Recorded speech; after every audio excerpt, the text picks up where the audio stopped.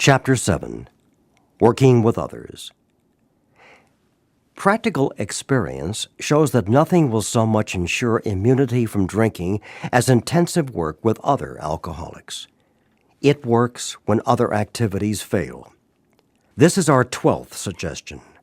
Carry this message to other alcoholics. You can help when no one else can. You can secure their confidence when others fail. Remember, they are very ill. Life will take on new meaning. To watch people recover, to see them help others, to watch loneliness vanish, to see a fellowship grow up about you, to have a host of friends, this is an experience you must not miss. We know you will not want to miss it. Frequent contact with newcomers and with each other is the bright spot of our lives. Perhaps you are not acquainted with any drinkers who want to recover. You can easily find some by asking a few doctors, ministers, priests, or hospitals. They will be only too glad to assist you. Don't start out as an evangelist or reformer. Unfortunately, a lot of prejudice exists. You will be handicapped if you arouse it. Ministers and doctors are competent, and you can learn much from them if you wish. But it happens that because of your own drinking experience, you can be uniquely useful to other alcoholics. So, cooperate. Never criticize. To be helpful is our only aim.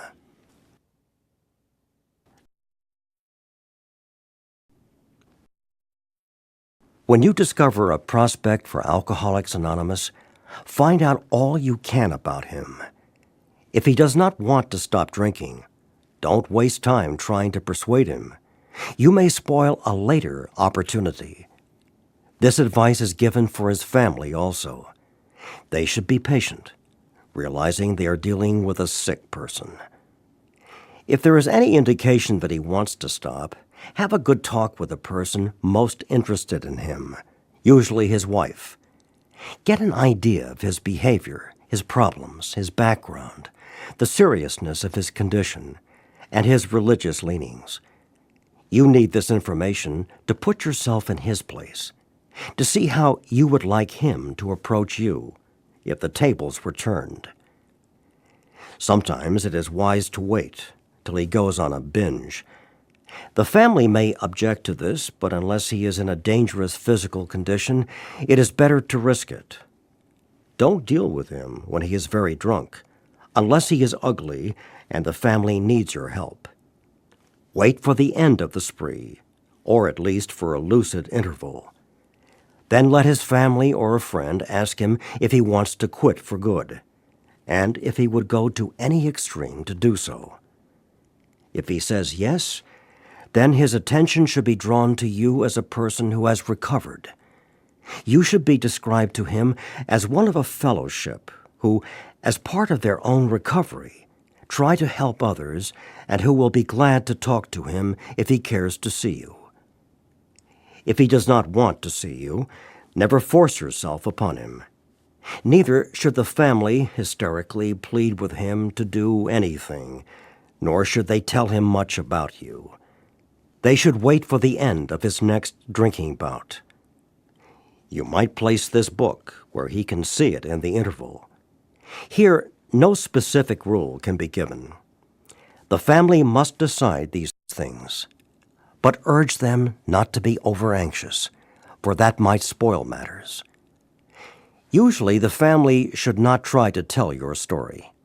When possible, avoid meeting a man through his family. Approach through a doctor or an institution is a better bet. If your man needs hospitalization, he should have it, but not forcibly unless he is violent. Let the doctor, if he will, tell him he has something in the way of a solution. When your man is better, the doctor might suggest a visit from you. Though you have talked with the family, leave them out of the first discussion. Under these conditions, your prospect will see he is under no pressure.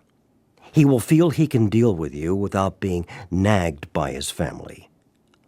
Call on him while he is still jittery. He may be more receptive when depressed. See your man alone, if possible. At first, engage in general conversation. After a while, turn the talk to some phase of drinking. Tell him enough about your drinking habits, symptoms, and experiences to encourage him to speak of himself. If he wishes to talk, let him do so. You will thus get a better idea of how you ought to proceed. If he is not communicative, give him a sketch of your drinking career up to the time you quit. But say nothing, for the moment, of how that was accomplished. If he is in a serious mood, dwell on the troubles liquor has caused you, being careful not to moralize or lecture. If his mood is light, tell him humorous stories of your escapades. Get him to tell some of his. When he sees you know all about the drinking game, commence to describe yourself as an alcoholic. Tell him how baffled you were, how you finally learned that you were sick. Give him an account of the struggles you made to stop. Show him the mental twist which leads to the first drink of a spree. We suggest you do this as we have done it in the chapter on alcoholism. If he is alcoholic, he will understand you at once.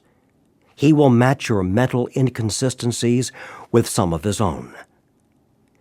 If you are satisfied that he is a real alcoholic, begin to dwell on the hopeless feature of the malady. Show him, from your own experience, how the queer mental condition surrounding that first drink prevents normal functioning of the willpower. Don't, at this stage, refer to this book unless he has seen it and wishes to discuss it.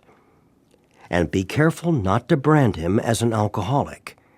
Let him draw his own conclusion. If he sticks to the idea that he can still control his drinking, tell him that possibly he can, if he is not too alcoholic.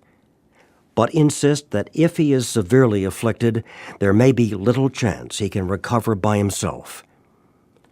Continue to speak of alcoholism as an illness, a fatal malady. Talk about the conditions of body and mind which accompany it. Keep his attention focused mainly on your personal experience. Explain that many are doomed who never realize their predicament. Doctors are rightly loath to tell alcoholic patients the whole story unless it will serve some good purpose. But you may talk to him about the hopelessness of alcoholism because you offer a solution. You will soon have your friend admitting he has many, if not all, of the traits of the alcoholic. If his own doctor is willing to tell him that he is alcoholic, so much the better. Even though your protege may not have entirely admitted his condition, he has become very curious to know how you got well. Let him ask you that question if he will. Tell him exactly what happened to you. Stress the spiritual feature freely. If the man be agnostic or atheist, make it emphatic that he does not have to agree with your conception of God. He can choose any conception he likes, provided it makes sense to him. The main thing is that he be willing to believe in a power greater than himself, and that he live by spiritual principles. When dealing with such a person, you had better use everyday language to describe spiritual principles. There is no use arousing any prejudice he may have against certain theological terms and conceptions about which he may already be confused. Don't raise such issues, no matter what your own convictions are. Your prospect may belong to a religious denomination. His religious education and training may be far superior to yours. In that case, he is going to wonder how you can add anything to what he already knows. But he will be curious to learn why his own convictions have not worked, and why yours seem to work so well. He may be an example of the truth that faith alone is insufficient. To be vital, faith must be accompanied by self-sacrifice and unselfish constructive action. Let him see that you are not there to instruct him in religion.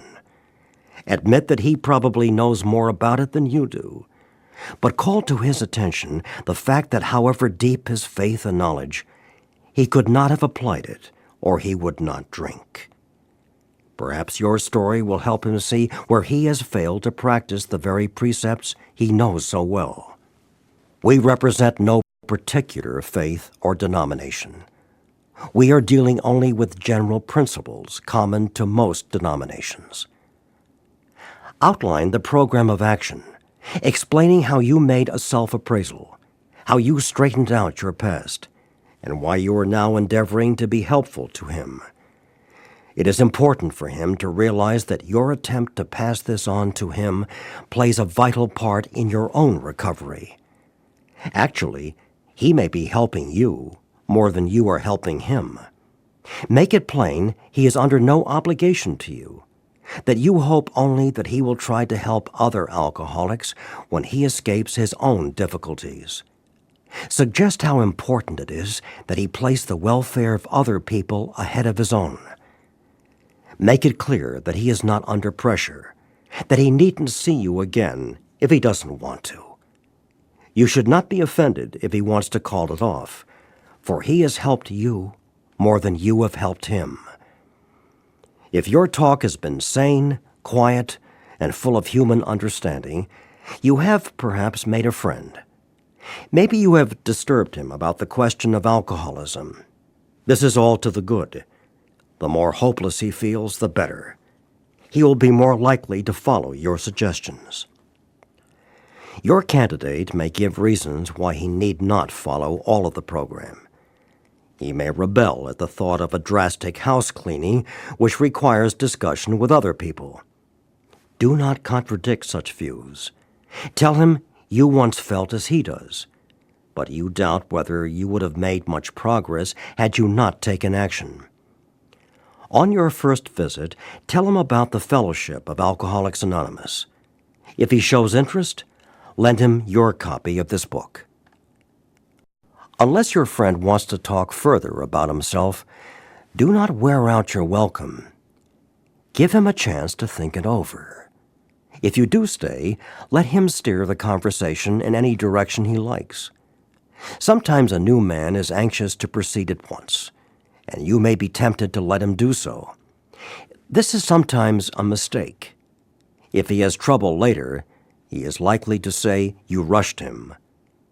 You will be most successful with alcoholics if you do not exhibit any passion for crusade or reform.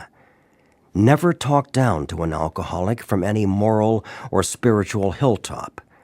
Simply lay out the kit of spiritual tools for his inspection. Show him how they worked with you. Offer him friendship and fellowship. Tell him that if he wants to get well, you will do anything to help. If he is not interested in your solution, if he expects you to act only as a banker for his financial difficulties or a nurse for his sprees, you may have to drop him until he changes his mind. This he may do after he gets hurt some more. If he is sincerely interested and wants to see you again, ask him to read this book in the interval. After doing that, he must decide for himself whether he wants to go on.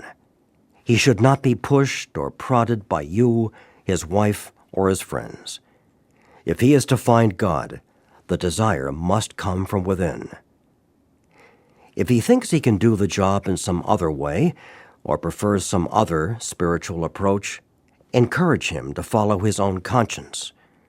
We have no monopoly on God. We merely have an approach that worked with us. But point out that we alcoholics have much in common, and that you would like, in any case, to be friendly. Let it go at that. Do not be discouraged if your prospect does not respond at once. Search out another alcoholic and try again. You are sure to find someone desperate enough to accept with eagerness what you offer. We find it a waste of time to keep chasing a man who cannot or will not work with you. If you leave such a person alone, he may soon become convinced that he cannot recover by himself. To spend too much time on any one situation is to deny some other alcoholic an opportunity to live and be happy. One of our fellowship failed entirely with his first half-dozen prospects. He often says that if he had continued to work on them, he might have deprived many others who have since recovered of their chance. Suppose now you are making your second visit to a man. He has read this volume and says he is prepared to go through with the 12 steps of the program of recovery. Having had the experience yourself, you can give him much practical advice. Let him know you are available if he wishes to make a decision and tell his story, but do not insist upon it if he prefers to consult someone else. He may be broke and homeless. If he is, you might try to help him about getting a job, or give him a little financial assistance. But you should not deprive your family or creditors of money they should have. Perhaps you will want to take the man into your home for a few days. But be sure you use discretion. Be certain he will be welcomed by your family and that he is not trying to impose upon you for money, connections, or shelter. Permit that, and you only harm him. You will be making it possible for him to be insincere. You may be aiding in his destruction rather than his recovery. Never avoid these responsibilities, but be sure you are doing the right thing if you assume them.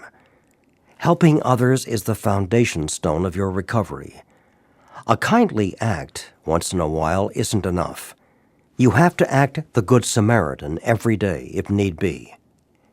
It may mean the loss of many nights' sleep, great interference with your pleasures, interruptions to your business. It may mean sharing your money and your home, counseling frantic wives and relatives, innumerable trips to police courts, sanitariums, hospitals, jails, and asylums. Your telephone may jangle at any time of the day or night. Your wife may sometimes say she is neglected. A drunk may smash the furniture in your home or burn a mattress. You may have to fight with him if he is violent. Sometimes you will have to call a doctor and administer sedatives under his direction.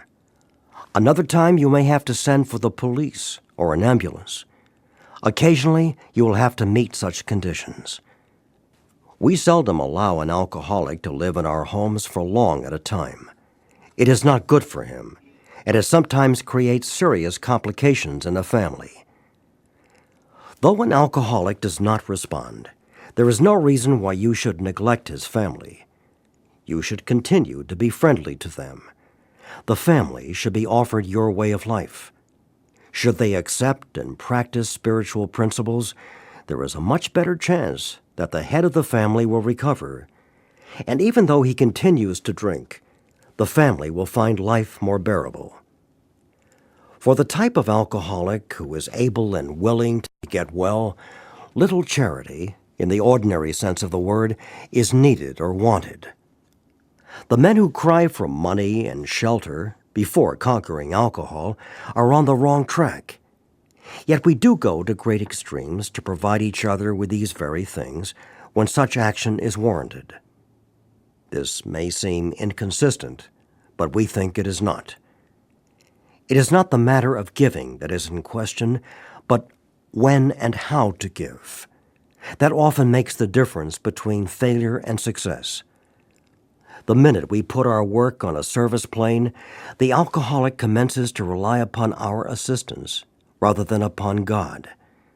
He clamors for this or that, claiming he cannot master alcohol until his material needs are cared for. Nonsense. Some of us have taken very hard knocks to learn this truth.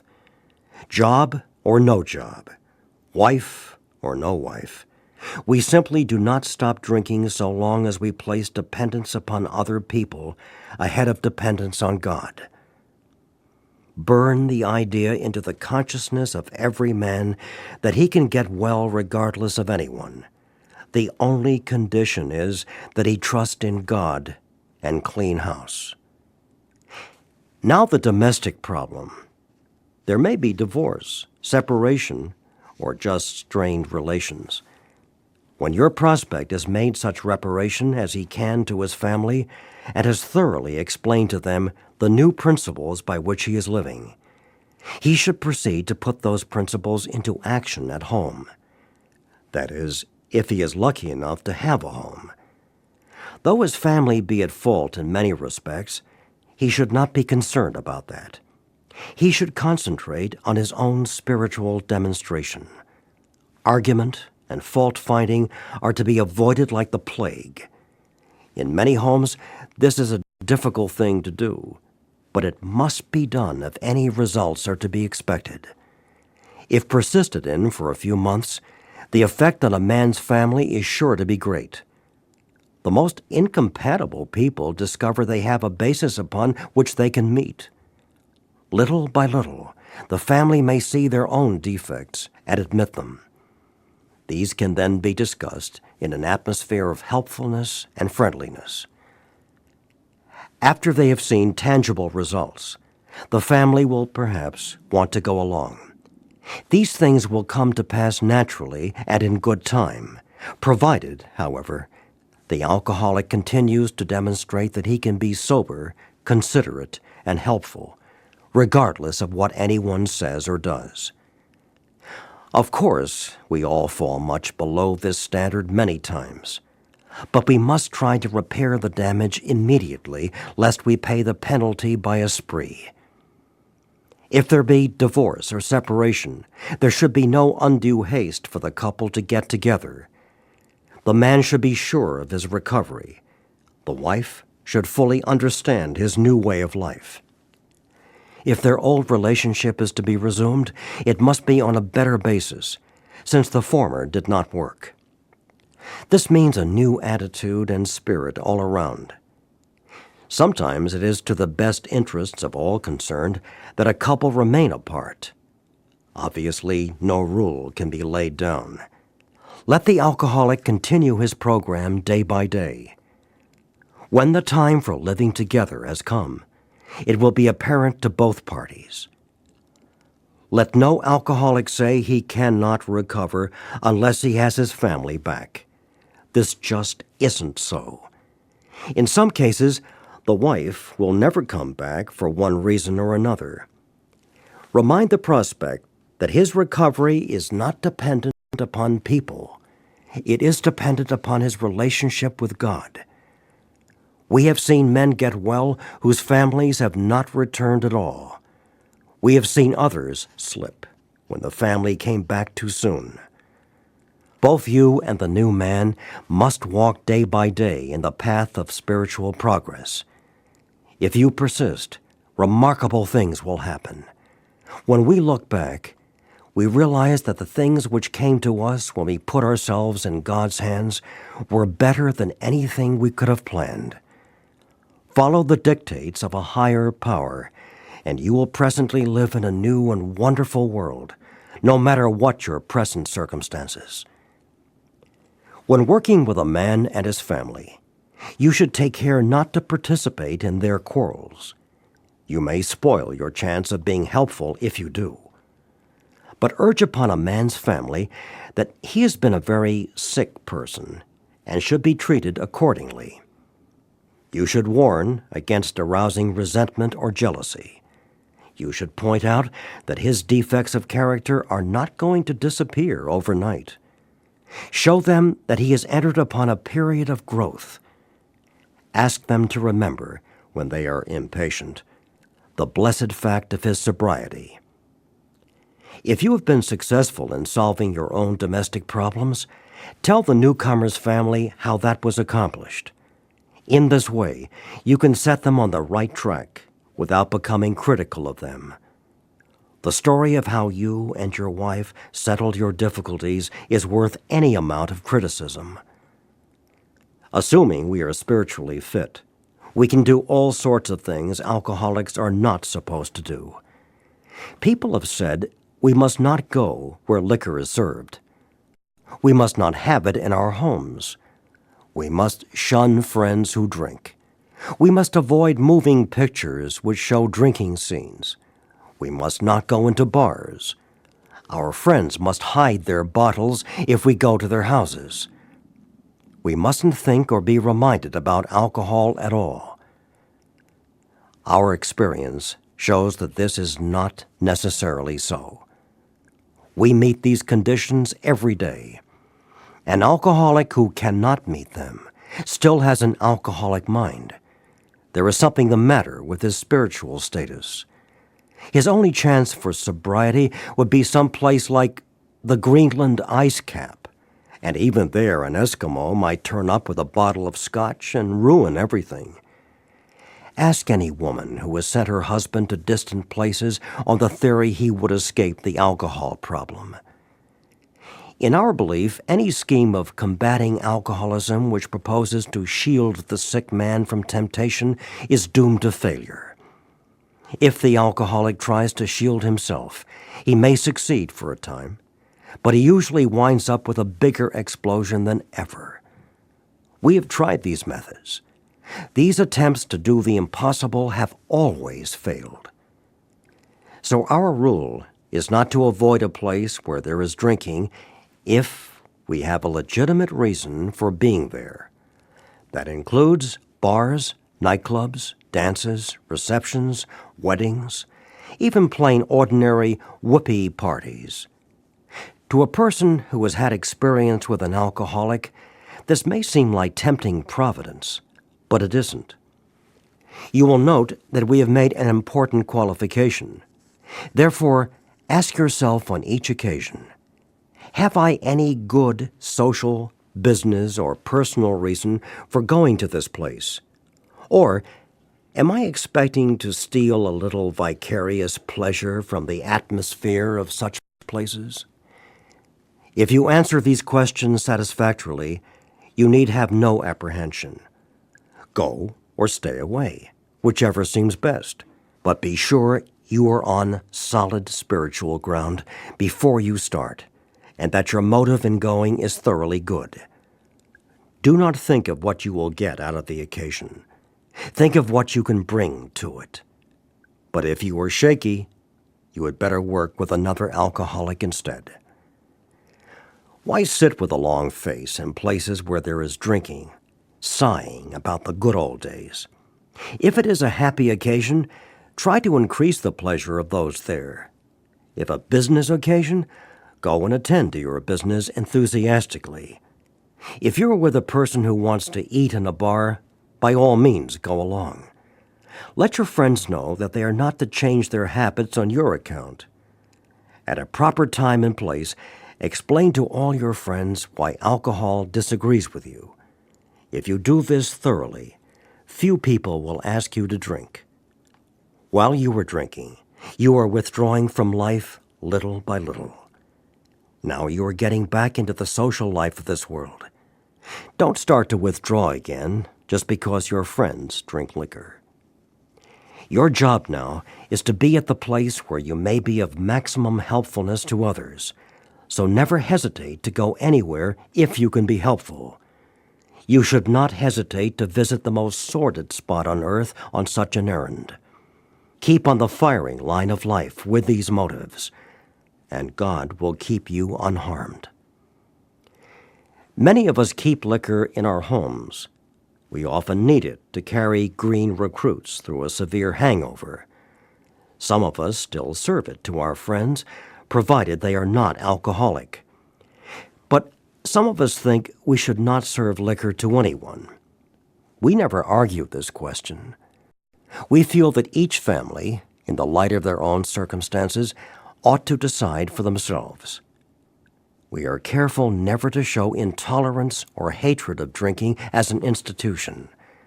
Experience shows that such an attitude is not helpful to anyone. Every new alcoholic looks for this spirit among us and is immensely relieved when he finds we are not witch-burners. A spirit of intolerance might repel alcoholics whose lives could have been saved had it not been for such stupidity. We would not even do the cause of temperate drinking any good, for not one drinker in 1,000 likes to be told anything about alcohol by one who hates it. Someday, we hope that Alcoholics Anonymous will help the public to a better realization of the gravity of the alcoholic problem. But we shall be of little use if our attitude is one of bitterness or hostility. Drinkers will not stand for it. After all, our problems were of our own making. Bottles were only a symbol. Besides, we have stopped fighting anybody or anything. We have to.